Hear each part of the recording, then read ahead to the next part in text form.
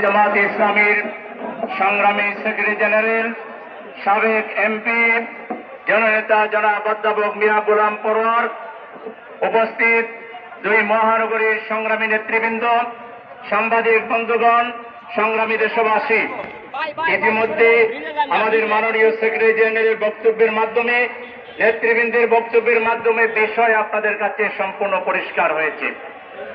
আসলে মাগুরা থেকে বগুড়া একই হাল চিত্র, একই চিত্র।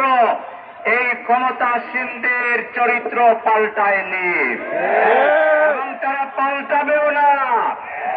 এই মানব রচিত মতবাদের ধ্বজাধারী ট্র্যাডিশনাল রাজনৈতিক নেতৃত্ব মতাদর্শ কখনো মানুষের সাথে কমিটমেন্ট রক্ষা করতে পারবে না।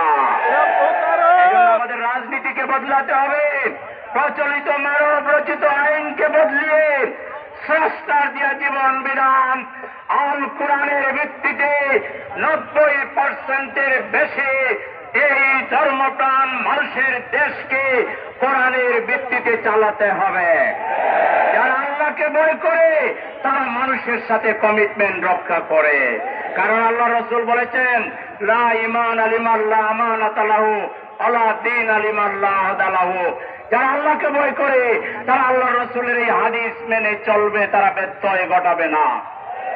সংগ্রামী ভাইরা আমার, আজকের যে সংকট ক্ষমতাসীন বিএনপি তৈরি করেছে, জাতির সাথে গাদ্দারি করে, ধোঁকাবাজি করে, তারা সংবিধানের দোহাই দিচ্ছে।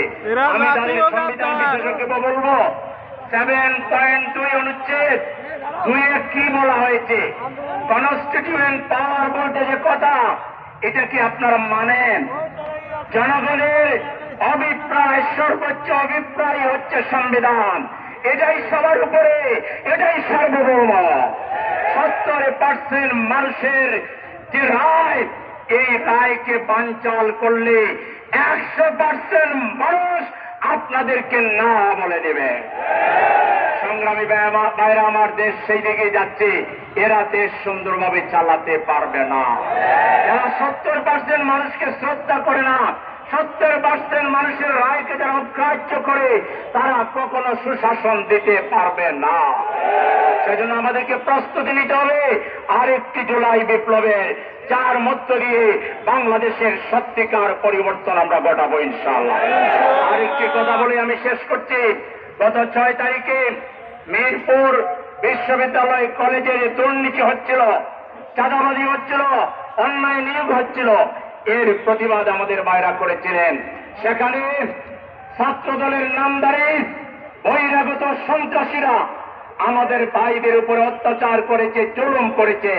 এখনো 2 জন ভাই আইসিইউতে জীবন মৃত্যুর সন্ধিক্ষণে আছেন। তারপরেও এই নির্লজ্জরা উল্টো তারা মিছিল করেছে, আমাদের বিরুদ্ধে স্লোগান দিয়েছে। আমরা সরকারকে বলবো, ধৈর্যের একটা সীমা আছে।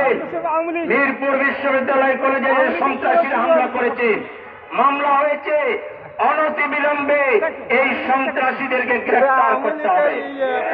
মিরপুরের গ্রাম এলাকায় চাঁদাবাজি 100% বন্ধ করতে হবে। তাইলে আমরা জনগণকে সাথে নিয়ে চাঁদাবাজদের বিরুদ্ধে এবং তাদের আশ্রয়দাতার বিরুদ্ধে আমরা লড়াই শুরু করতে বাধ্য হব, এবং চাঁদাবাজ এবং তার আশ্রয়দাতারা কোন সুযোগ পাবেন না। জনগণকে সাথে নিয়ে আমরা প্রতিবাদ করব। আমরা বলতে চাই, এই ঢাকা সিটির আসলে জনগণ আমাদেরকে ভোট দিয়ে নির্বাচিত করেছে। আমরা জনগণের সাথে কমিটেড। আমরা চাঁদাবাজি হতে দেব না, টেন্ডারবাজি হতে দেব না, কোন নোংরা রাজনীতি এই মিরপুরে চলবে না। আমরা সবাইকে এই নব্য স্বৈরাচারের যে প্রদর্শনী আমরা শুনছি, নব্য ফেসিবাদের যে প্রদর্শনী আমরা শুনছি, এর বিরুদ্ধে, বিগত ফেসিবাদের বিরুদ্ধে যেভাবে ঐক্যবদ্ধভাবে আমরা লড়াই করেছি, আগামী দিনেও এই নব্য ফেসিবাদের বিরুদ্ধে ঐক্যবদ্ধ লড়াই করতে আপনারা কি রাজি আছেন? সবাইকে প্রস্তুত থাকার আহ্বান জানিয়ে মাগুরা এবং শেরপুরে যে উপনির্বাচন হয়েছে, এটা বগুড়া এবং মাগুরায় মাগুরা আগেরটা বলছি, শেরপুর এবং বগুড়ায় যে উপনির্বাচন হয়েছে এটাকে বাতিল করে নতুন নির্বাচন দেওয়ার দাবি জানিয়ে এখন সুশৃঙ্খল ভাবে আমাদের মিছিল শুরু হবে। নেতৃবৃন্দ সামনে যাওয়ার পরে আপনারা হাঁটা শুরু করবেন। সবাইকে ধন্যবাদ জানিয়ে এখানেই আমাদের মিছিল পূর্ব সমাবেশ শেষ করছি। আল্লাহ হাফেজ।